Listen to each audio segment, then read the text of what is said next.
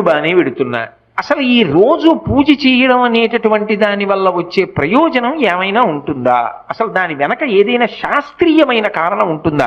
విదురుడు ఎందుకు చెప్పాడు అసలు దైవానికి నమస్కారం చేయమని? నేను మీకు ఒక్క మాట చెప్తా, బాగా గుర్తుపెట్టుకోండి. ఎవరు పూజ చేస్తున్నాడో వాడు లోకము చేత పూజింపబడతాడు. నేనన్న మాట బాగా పట్టుకున్నారా?